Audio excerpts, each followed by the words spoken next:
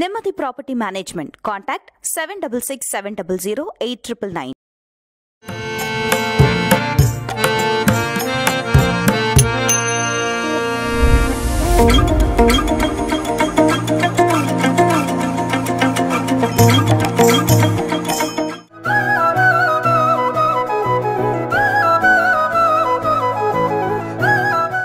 திருவண்ணாமலை மிக மிக முக்கியம். அஷ்டமத்தில் ஏற்கனவே சனி இருக்கு. கால் உடற்பயிற்சி பண்ணிக்கணும். அடிவயிறு, முதுகு, கால், பாதம் வரைக்கும் கவனமாக இருக்கணும். இது வரைக்கும் 10ஆம் இடத்துல இருந்த குரு 11ஆம் இடத்துக்கு வரார். லாபஸ்தானத்துக்கு குரு வரார். பிள்ளைகளுடைய படிப்பு, உத்தியோகம், தொழில், வியாபாரம் அனுகூலமான அமைப்பு ஏற்படும். கல்யாணம் அஷ்டம சனியில் நடக்கும். கடகராசிக்காரங்களுக்கு கல்யாணம் எல்லாம் டக்குன்னு கை கூடும். இல்லை நான் செட்டில் ஆகிட்டு தான் பண்ணோன்னா 60ஆவது கல்யாணம் தான் பண்ணோம், அது உங்கள் விருப்பம். ஆனால் இப்போ கல்யாண பிராப்தம் எதிர்பார்த்து காத்து கொண்டு இருக்கக்கூடிய கடகராசிக்காரர்களுக்கு ஜம்முன்னு ஏற்படும், தைரியம் ஏற்படும். அப்பாடா நமக்கு ஏதோ ஒரு நல்லது நடக்கும் என்ற ஒரு நம்பிக்கை ஏற்படும். கண்டிப்பாக இருக்கக்கூடிய பொசிஷன்லேருந்து ஒரு உயர்ந்த ஸ்தானத்திற்கு செல்லக்கூடிய அமைப்பு கடகத்துக்கு ஏற்படும். வெற்றிகள் ஏற்படும். அதே போல் உங்களை ஏளனப்படுத்தியவர்களெல்லாம் ஆச்சரியப்படத்தக்க அளவுக்கு உங்களுடைய அமைப்பு காணப்படும். உத்தியோகத்தில் இருக்கக்கூடிய சங்கடங்கள் படிப்படியாக தீர்வது மனதில் இருந்த பாரத்தை குறைக்கும். தொழில் அமைப்பில் மிகப்பெரிய ஏற்றங்கள் காணப்படும். படிப்படியாக இருந்த சிக்கல் தீர்வதற்குண்டான சாத்தியக்கூறுகள் மிகப்பெரிய ஏற்றத்தையும் மிகப்பெரிய நம்பிக்கையும் கடகராசிக்காரர்களுக்கு ஏற்படுவது தான் ஆச்சரியம். அதை சரி பண்ணி கொள்வது உங்களுடைய புத்திசாலித்தனம். மன அழுத்தம் தீர்வதே போராதா, அதுவே பெரிய ஒரு விஷயம் என்பதை ஞாபகத்தில் வைத்துக் கொள்ளுங்கள். அடுத்ததாக பார்க்கக்கூடிய ராசிக்காரர்கள் குரு பயிற்சி பலன்கள் பற்றி மக்கள் தெரிந்து கொள்ள ஆர்வமாக இருக்கிறாங்க. முதல்ல குரு பயிற்சி பலன் அப்படின்னா என்ன, இதனுடைய பொது பலனை பற்றி கொஞ்சம் சொல்லுங்கள் சார். அதாவது குரு பயிற்சி என்பது வருஷத்துக்கு ஒரு தடவை வரக்கூடிய குரு மேஷத்துலேருந்து மீனம் வரைக்கும் இருக்கக்கூடிய ராசிகளுக்கு குரு ஒரு வருஷத்துக்கு ஒரு இடத்துக்கு மாறுவார். இப்போ குரு இப்போ மேஷத்தில் இருக்கார். இப்போ மேஷத்துலேருந்து வரக்கூடிய மே 1ஆம் தேதி குரு மாறப்போகிறார், ரிஷபத்துக்கு மாறப்போகிறார். அப்போ ரிஷபத்துக்கு மாறக்கூடிய குரு 12 வருஷத்துக்கு அப்புறமா வராருன்னு அர்த்தம். ஏன்னா 12 ராசிகள் கணக்கு வச்சு.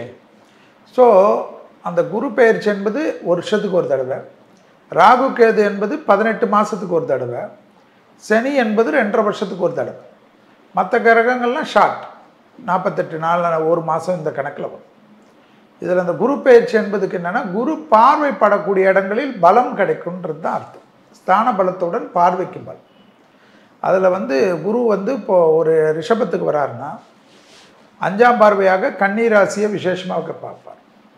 7ஆம் பார்வையாக விருச்சகத்தை சமசப்தமாக பார்ப்பார்.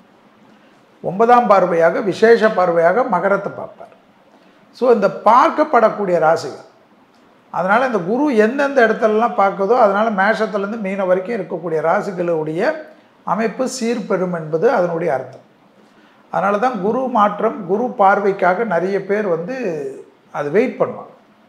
அதுபோல் விசேஷமான பார்வை கிடைக்கிறச்சா அவங்களுக்கு இவ்வளோ நாள் இருந்த பிரச்சனையிலேருந்து வெளியில் வரலான்றது ஒரு ஜோதிடத்தின் நம்பிக்கை. அதில் தசாபத்திகள் நன்றாக இருந்தால் அவர்கள் வாழ்க்கை வேறு லெவலுக்கு போயிடும். தசாபத்திகள் கூட ஒரு கடுமையாக தசாபத்திகள் நடந்து கொண்டிருக்கிறதுனா ஜனனகால ஜாதகம். இப்போ நம்ம பார்க்குறது கோச்சாரம். கோச்சாரம் என்பது சந்திரனை வச்சு ராசியை வச்சு பார்ப்பது. அதனால் ஜனனகாலம் என்பது லக்னத்தை வச்சு பார்ப்போம், பிறக்கக்கூடிய நேரத்தை வைத்து பார்க்கணும். அதனால தான் இந்த குரு பெயர்ச்சிக்கு அவ்வளோ விசேஷம். மே 1ஆம் தேதி தான், அதாவது சித்திரை மாதம் 18ஆம் நாள், மே 1/5/2024 திருக்கணிதப்படியும் பகல் 1 மணிக்கு, வாக்கியப்படியும் மாலை 5:19க்கு குருவானவர் மேஷ ராசியிலிருந்து ரிஷபராசிக்கு பெயர்ச்சி ஆகிறார். ரிஷபம் என்பது குருவுக்கு பகை வீடு. ஏன்னா சுக்கிரனுடைய வீடு, அதை ஞாபகத்தில் வச்சுக்கணும். சுக்கிரனுடைய வீட்டுக்கு குரு வருகிறார். அசுர இடத்திற்கு குரு பிரகஸ்பதி வருகிறார். இப்போ பகை வீட்டுக்கு ஒருத்தர் வரைச்சா எப்படி நிம்மதியாக இருப்பார்ன்றது தான் பார்க்கணும். அது இல்லாமல் தமிழ் புத்தாண்டு வருடத்தில் இது குரோதி வருடம், 38வது வருடம் குரோதி வருடம். சோபகிருது வருடம் முடிஞ்சு குரோதி வருடம் ஆரம்பித்த உடனே வரக்கூடிய குரு பெயர்ச்சி ஒரு வருஷத்துக்கு இருப்பார். இந்த குரோதி வருடத்தில் மக்களுக்கு பஞ்சாங்கத்தின் விதிபதி மக்கள் கொள்ளையடிப்பார்கள் இருக்கு. கொள்ளையடிப்பார்கள்? மக்கள் கொள்ளையடிப்பார்கள்னா என்ன அர்த்தம்? அந்த அளவுக்கு மக்களுக்கு பாதிப்புகள் இருக்கும். வறட்சியில் இருப்பாங்க, வறட்சியோட வறட்சி, பொருளாதார ரீதி, வரி தான் அதிகமாக இருக்கும் உலகம் ஃபுல்லாக. ஏதோ தமிழ் வருடம்னா தமிழர்களுக்கு மட்டும் நினைக்கக்கூடாது, உலகத்துக்கு இருக்கக்கூடாது. 60 வருடத்தை நம்ம முன்னோர்கள் பிரித்தார்கள். இந்த 60 வருடம் வந்து உலகத்துக்கு எப்படி இருக்கும்ன்றது தான் ஜோதிடம். பூகம்பம் தான் பெரிய அளவுக்கு இருக்கும். மழை, வெள்ளம், புயல், நெருப்பு, இந்த பஞ்சபூதம் சொல்கிறேன் இல்லைங்களா, காற்று, நெருப்பு, இந்த பஞ்சபூதம். அதே போல் ஆகாய மார்க்கத்திலையும் பாதிப்பு இருக்குன்னா விமான பயணங்களில் பாதிப்புகள் காட்டுது. ஒன்று விமான பயணங்கள் தடைப்படலாம், போர் மேகத்தால், நோய்களால். ஏற்கனவே கொரோனா வந்தது, இது போல் வந்தது. அடுத்தது போரால் வந்து விமானங்கள் வந்து திடீர்னு வந்து ஒரு 4 நாள் 5 நாள் ஸ்டாப் ஆகலாம். இதெல்லாம் நடக்கக்கூடிய அமைப்பெல்லாம் இந்த குரோதி வருடம் இருக்கிறதுனால இந்த ரிஷபத்தில் இருக்கக்கூடிய குருவால் ஆரம்பிக்கும். ஸோ மே 1ஆம் தேதி இந்த குரு பார்க்குற ராசிக்காரர்கள் மற்றும் நம்ம மேஷத்துலேருந்து மீனம் வரைக்கும் இருக்கக்கூடிய ராசிக்காரர்களுக்கு அமைப்பை பார்த்தாலும் உலகத்தில் பொதுவாக இது பெரிய கஷ்டம். வரி வந்து அதிகமாக மக்கள் மேல் சுமத்தப்படும். ஏற்கனவே வரியெல்லாம் போய் இன்கம் டேக்ஸ் போய் ஜிஎஸ்டி போய் அதை போய் நம்ம 55% கொடுத்துட்டு 45% தான் இன்றைக்கி இருக்குதுன்னா இந்த 45%லேயே 10% பிடிப்பான். அந்தளவுக்கு போயிடும். 35% தான் அவன் சம்பாதிச்சு கஷ்டப்பட்டு சம்பாதிச்சு 35% அவன் வாழ்க்கையை ஓட்ட வேண்டிய நிர்பந்தம். அவன் பணக்காரனாக சட்டத்தை மதிப்பவனாக இருந்தால் இதுதான் நடக்கும். அதே போல் வந்து ஒரு பக்கம் வறட்சி வரும், ஒரு பக்கம் வெள்ளம் வரும். வெள்ளம்லாம் சாதாரண வெள்ளம் வராது, நினச்சி பார்க்க முடியாத வரும். தமிழ்நாடாக இருக்கட்டும், கேரளாவாக இருக்கட்டும், பாம்பேவாக இருக்கட்டும், இதுவாக இருக்கட்டும், நிலநடுக்கங்கள்லாம் ஏற்கனவே வந்த இடத்துல வரும். மலை பிரதேசங்கள், இமாலய பிரதேசங்கள், மலை இருக்கக்கூடிய இடங்கள், கேரளா இடங்கள் எல்லாம் நிலநடுக்கத்துக்கு நம்ம இப்போவே ஜாக்கிரதை. ஏதோ ஜப்பானில் வரும், இந்தோனேஷியாவில் வரும், ஜாவாவில் வரும், அதெல்லாம் கிடையாது.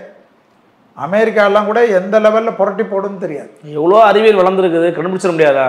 அதெல்லாம் வந்து அந்த நிலநடுக்கங்கள் வந்து கண்டுபிடிக்கிறதுக்கு வந்து அந்த கடைசி நிமிடத்தில் தான் அதனுடைய இது இன்னும் அதனுடைய வளர்ச்சி வரலன்றது ரொம்ப முக்கியம். அடுத்ததாக பார்த்தீங்கன்னா நீங்கள் இன்னொரு முக்கியம்னா பெரும் தலைவர்களுக்கு உயிருக்கு பாதுகாப்பு, பெரும் தொழிலதிபர்களுக்கு உயிருக்கு பாதுகாப்பு, ஸ்போர்ட்ஸில் இருக்கக்கூடியவர்களுக்கு உயிருக்கு பாதுகாப்பு, இளம் வயதை சார்ந்த அரசியல்வாதிகளாக இருந்தாலும் தங்கள் தேக ஆரோக்கியத்தை பரிசோதித்து கொள்ளணும். ஏன்னா டப்புன்னு ப்ராப்ளம் கொடுத்துரும். ஸோ இந்த இதெல்லாம் யோசிக்காது. அதே போல் கார்ப்பரேட் சாமியாராக இருக்கட்டும், அந்த பீடாதிபதிகளாக இருக்கட்டும், அவர்களெலாம் ரொம்ப ஜாக்கிரதையாக இருக்கணும். அதாவது யாரையுமே விட்டு வைக்காது.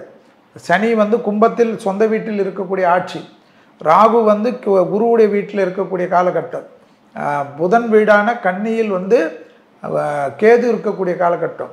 மக்கள் ஆன்மீகத்தை தேடி தான் ஓடுவான். ஏன்னா அவனுக்கு வேறு திக்கே கிடையாது. அது இந்துவாக இருக்கட்டும், முஸ்லீமாக இருக்கட்டும், கிறிஸ்டினாக இருக்கட்டும், அந்த தெய்வ நம்பிக்கையை அதிகரிக்கக்கூடிய ஆன்மீக உணர்வு காலகட்டம். தெய்வத்தை மட்டும்தான் சரணாகதி அடையணும்னு நம்புவான். அப்போ அந்த அளவுக்கு வரும். அதனால் எல்லா லெவல்லையும் வந்து மக்களுக்கு. ஆனால் என்னன்னா விஞ்ஞானத்தின் வளர்ச்சி பிரமிப்பாக இருக்கும். இந்த மருத்துவத்துறையில் புரட்டி போட்ட வளர்ச்சி வரும். இந்த கேன்சரு, இந்த பிரெயின், இந்த ஸ்ட்ரோக்கு, இதுக்கெல்லாம் மருந்தே இல்லை, அப்படியே இருக்க வேண்டியது, அதெல்லாம் மாறக்கூடியதுக்கெல்லாம் கண்டுபிடிச்சிருவாங்க. ஆச்சரியத்தக்க விஞ்ஞானத்தின் முன்னேற்றம் இருக்கும். மீடியா துறையெல்லாம் தார்மாராக இருக்கும். மீடியாவுடைய வளர்ச்சியெல்லாம் நீங்கள் பிரமிப்பாகவே இருக்க முடியாது. இந்த கேமராலாம் ஒரு அவுட்டேட் ஆகிக்கினே இருக்கும். ஸோ உங்களுக்கு எந்த கேமரா வாங்குறதுனே தெரியாத அளவுக்கு மீடியா மேன்கள்லாம் புதுசாக வந்திருக்கும். ஃபேஸ்புக்கு, ட்விட்டரு, இன்ஸ்டாகிராமோட வேறு லேட்டஸ்ட்டு அப்டேட் எல்லாம் வந்துடும். ஆர்டிஃபிஷியல் இன்டெலிஜென்ஸுடைய வளர்ச்சி வேறு லெவலுக்கு போயிடும். இப்போ இன்னொரு பெரிய சந்தோஷம் நடக்கும். எந்த மொழியில் நீங்கள் பேசினாலும் அதை பற்றி கவலை இல்லை. ஆர்டிஃபிஷியல் இன்டெலிஜென்ஸ் டெக்னாலஜி வச்சு உங்களுடைய மொழி மாற்றம் பண்ணி அதை அப்படியே கொண்டு செல்லக்கூடிய, உலகம் முழுவதும் ஒரு வீடியோ போடுறீங்கன்னா நீங்கள் எந்த லாங்குவேஜில் கொண்டு போனோம்னாலும் அதை உடனே அப்டேட் பண்ணக்கூடிய அளவுக்கு டெக்னாலஜி வளர்ந்துடும். ஸோ இதெல்லாம் வந்து உங்களுக்கு அதுக்கேற்ற மாதிரி நீங்கள் லேட்டஸ்ட் அப்கிரேட் பண்ணிக்கினே இருக்கக்கூடிய அமைப்பெல்லாம். ஏன்னா அசுரன் வீட்டில் குரு இருக்கிறதுனால இந்த சுக்கிரனுடைய ஆதிக்கத்தை குரு எடுத்துக்கொள்கிறனால சினிமா இண்டஸ்ட்ரி, மீடியா இண்டஸ்ட்ரி, அதே போல் வந்து மியூசிக் இண்டஸ்ட்ரி, இதனுடைய வளர்ச்சியெல்லாம் பிரமிப்பில் இருக்கும். அதே போல் வந்து அடுத்தது விவசாயத்தில் வந்து வேற லெவலுக்கு புரட்சி வரும். விவசாயத்தில் வந்து மக்கள் பஞ்சம், இதெல்லாம் இன்னும் கொஞ்ச நாள் தான். அந்த பஞ்சம்ன்றதே மக்களுக்கு இருக்காது. ஏன்னா அந்த அளவுக்கு விவசாயத்தினுடைய வளர்ச்சி வந்து ஒரு சாதாரண இடத்துல வச்சு 1,00,000 பேருக்கு சோறு போடுற அளவுக்கு சாப்பாடு கொடுக்குற அளவுக்கெல்லாம் விஞ்ஞானத்தினுடைய வளர்ச்சி விவசாயம் வளரும் வந்துடும். அதெல்லாம் வந்தே தீரும். ஓகே, அதெல்லாம் ஒன்றுமே பண்ணக்கூடாது.